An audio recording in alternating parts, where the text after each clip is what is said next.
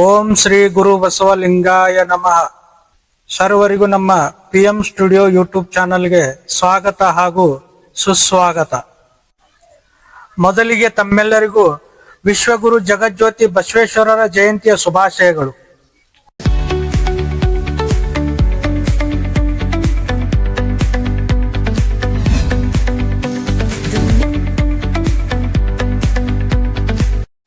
ಪ್ರಿಯ ವೀಕ್ಷಕರೇ, ಒಮ್ಮೆ ಶಿವ ಮತ್ತು ಪಾರ್ವತಿ ಕೈಲಾಸದಾಗ ಕುಂತಿರ್ಬೇಕಾದ್ರ ತ್ರಿಲೋಕ ಸಂಚಾರಿಗಳಾದ ನಾರದ ಮುನಿಗಳು ಅಲ್ಲಿಗೆ ಬರ್ತಾರೆ.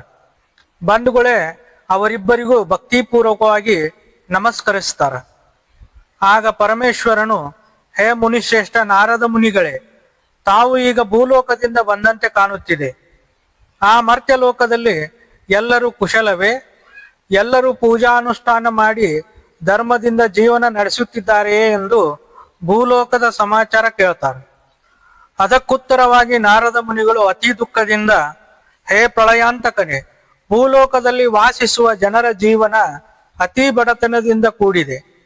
ಅಲ್ಲಿ ನಿರುದ್ಯೋಗ, ಹತಾಶೆ, ಮೋಸ, ವಂಚನೆ, ಕಪಟ ಇದಲ್ದನ ಮೂಢನಂಬಿಕೆಯಿಂದ ಜನಜೀವನ ಅಸ್ತವ್ಯಸ್ತಗೊಂಡಿದೆ.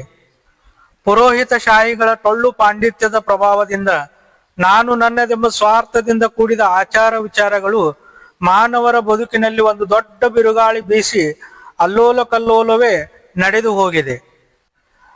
ಧಾರ್ಮಿಕ ರಂಗದಲ್ಲಿ ಹಗಲು ವೇಷಧಾರಿ ಪಾಷಂಡಿಗಳು ಕಪಟ ಮೋಸಗಳಿಂದ ಮುಗ್ಧ ಜನರನ್ನು ಸ್ವಾರ್ಥ ಸಾಧನೆಗೋಸ್ಕರ ಹಿಂಡಿ ಹಿಪ್ಪೆ ಮಾಡುತ್ತಿದ್ದಾರೆ. ಹಾವನ್ನು ತೋರಿಸಿ ಹವಿಯನ್ನು ಬಿಡುತ್ತಿದ್ದಾರೆ. ಇದಕ್ಕೆಲ್ಲ ಮೂಲ ಕಾರಣ ಜನರ ಮೂಢನಂಬಿಕೆಗಳು.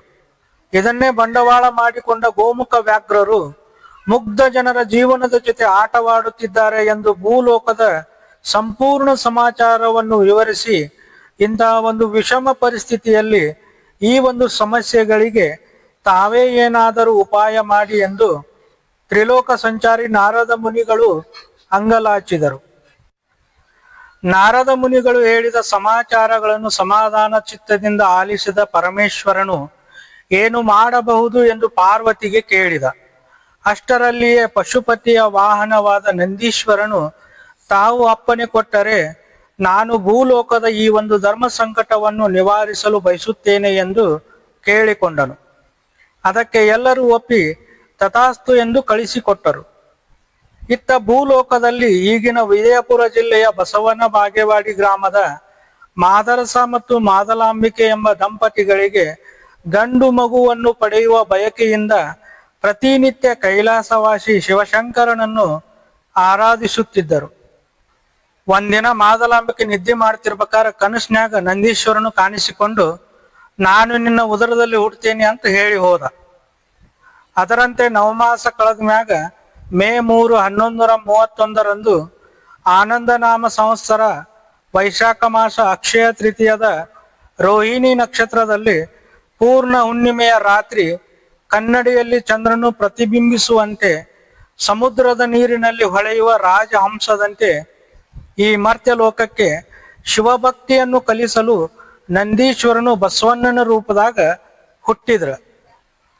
ಬಸವಣ್ಣನು ತನ್ನ ಬಾಲಲೀಲೆಯಿಂದ ಸಹಜವಾಗಿ ಎಲ್ಲಾ ಮಕ್ಕಳಂತೆ ತಂದೆ ತಾಯಿ ಬಂಧು ವರ್ಗದವರಿಗೆ ಸಂತೋಷವನ್ನುಂಟು ಮಾಡ್ತಾ ಬೆಳಿತಾನೆ.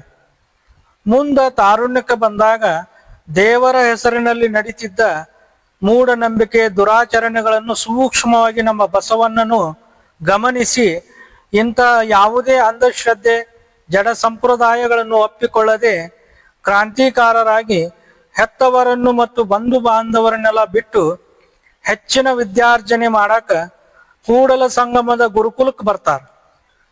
ಕೂಡಲ ಸಂಗಮದಾಗ ಇವರಿಗೆ ಈಶಾನ ಗುರುಗಳು ಭೇಟ್ಯಾಕಾರ. ಈಶಾನ ಗುರುಗಳು ಸಂಗಮೇಶ್ವರ ದೇವಸ್ಥಾನದ ಸ್ಥಾನಪತಿಗಳಾಗಿರ್ತಾರೆ. ಆಗಿನ ಕಾಲದಾಗ ಸ್ಥಾನಪತಿಗಳಂತಂದ್ರ ವಿದ್ಯಾ ಕೇಂದ್ರಕ್ಕನ ಅಧಿಪತಿಗಳಿದ್ದಂಗ. ಇಂಥ ಒಂದು ವಿದ್ಯಾ ಕೇಂದ್ರಕ್ಕ ರಾಜ ಮಹಾರಾಜ ಸಹಿತ ಆರ್ಥಿಕ ನೆರವು ನೀಡ್ತಿದ್ರು. ಪ್ರಚಂಡ ಮಹಾಜ್ಞಾನಿ ಹಾಗೂ ಯಾವುದೇ ಭೇದ ಭಾವವಿಲ್ಲದೆ ಸರ್ವರಿಗೂ ಸಕಲ ಶಾಸ್ತ್ರಗಳನ್ನು ತಿಳಿಸಿಕೊಡುವ ಈಶಾನ ಗುರುಗಳ ಗರಡಿಯಲ್ಲಿ ಪಳಗಿದ ನಮ್ಮ ಬಸವಣ್ಣನವರು ಭಾರತೀಯ ಧರ್ಮಕ್ಕೆ ಹಿಡಿದಿದ್ದ ಅಂಧಶ್ರದ್ಧೆ ಎಂಬ ಪೆಡಂಭೂತದಿಂದ ಪಾರು ಮಾಡಲು ಸಕಲ ಶಕ್ತಿ ಮತ್ತು ದೃಢವಾದ ಸಂಕಲ್ಪವನ್ನು ತೊಟ್ಟರು. ಮುಂದ ಈಶಾನ ಗುರುಗಳು ಎಲ್ಲಾ ಶಿಷ್ಯರನ್ನು ಬೀಳ್ಕೊಡುವ ಸಮಯ ಬಂದಾಗ ಬಸವಣ್ಣನವರು ಮಂಗಳವಾರಕ್ಕೆ ಬಂದ್ರು. ಅಲ್ಲಿ ಸಿದ್ಧ ದಂಡಾಧಿಪನ ಸಹಾಯ ಪಡ್ಕೊಂಡು ಬಿಜ್ಜಳ ರಾಜನ ಆಸ್ಥಾನದಾಗ ಕೆಲ್ಸಕ್ಕೆ ಸೇರ್ಕೊಂತಾರ. ಮುಂದ ಬಿಜ್ಜಳ ರಾಜನು ತನ್ನ ರಾಜಧಾನಿಯನ್ನು ಈಗಿನ ಬಸವ ಕಲ್ಯಾಣಕ್ಕೆ ವರ್ಗಾಯಿಸಿದಾಗ ಅನಿವಾರ್ಯವಾಗಿ ಬಸವಣ್ಣನು ಕೂಡ ಕಲ್ಯಾಣಕ್ಕೆ ಬರಬೇಕಾತು. ಕಲ್ಯಾಣದಾಗ ತನ್ನ ತಾಯಿ ಅಣ್ಣ ಅಂದ್ರ ಸ್ವಾದರ ಮಾವ ಬಲದೇವ ಅನ್ನೋರು ಮೊದಲ ಮಂತ್ರಿಗಿರಿ ಮಾಡಾಕತ್ತಿದ್ರ. ಆ ಮಂತ್ರಿವರ್ಯ ಬಲದೇವರು ತನ್ನ ಅಳಿಯ ಬಸವಣ್ಣನ ವ್ಯಕ್ತಿತ್ವ ಮತ್ತು ಕ್ರಿಯಾಶೀಲತೆಗೆ ಮೆಚ್ಚಿ ತನ್ನ ಮಗಳು ಗಂಗಾಂಬಿಕೆಯನ್ನು ಅವನಿಗೆ ಕೊಟ್ಟು ಮದುವೆ ಮಾಡ್ತಾರೆ. ಮುಂದಕ್ಕ ಬಸವಣ್ಣನವರು ತಮ್ಮ ಬುದ್ಧಿ ಶಕ್ತಿಯಿಂದ ಬಿಜ್ಜಳ ರಾಜನ ಆಸ್ಥಾನದಾಗ ಮುಂದುವರಿತಿರ್ಬೇಕಾದ್ರ ಸ್ವತಃ ಬಿಜ್ಜಳ ರಾಜನೂ ಕೂಡ ತನ್ನ ತಂಗಿಯಾದ ನೀಲಾಂಬಿಕೆಯನ್ನು ಬಸವಣ್ಣನವರಿಗೆ ಧಾರೆ ಎರೆದು ಕೊಡ್ತಾನೆ. ಮೊದಲು ಮಂತ್ರಿ ಇದ್ರು, ಈಗ ಹಳೆ ಆದ್ರು. ಹಿಂಗ ಬಸವಣ್ಣನವರು ಕಲ್ಯಾಣದಾಗ ಆದರ್ಶಮಯ ಜೀವನ ನಡ್ಸಾಕತ್ತಿದ್ರು. ಪ್ರಿಯ ವೀಕ್ಷಕರೇ, ಇಷ್ಟೊಂದು ವಿಷಯಗಳನ್ನು ನೀವು ಜಗದ್ಗುರು ಬಸವೇಶ್ವರರ ಬಗ್ಗೆ ತಿಳಿದುಕೊಂಡಿದ್ದೀರಿ. ನಾವು ಮುಂದಿನ ವಿಡಿಯೋಗಳಲ್ಲಿ ನಿಮಗೆ ಇನ್ನಷ್ಟು ಮಾಹಿತಿಗಳನ್ನು ನೀಡುತ್ತಾ ಹೋಗುತ್ತೇವೆ.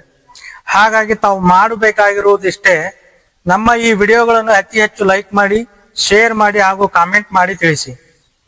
ಯಾಕಂದ್ರ ನಿಮ್ಮ ಈ ಪ್ರೋತ್ಸಾಹ ನಮಗೆ ಈ ಸಂದರ್ಭದಲ್ಲಿ ಬಹಳ ಅಗತ್ಯವಿದೆ ಎಂದು ಹೇಳುತ್ತಾ ಮತ್ತೊಮ್ಮೆ ತಮ್ಮೆಲ್ಲರಿಗೂ ಶರಣು ಶರಣಾರ್ಥಿ. ಜೈ ಬಸವೇಶ, ಜೈ ಕನ್ನಡಾಂಬೆ.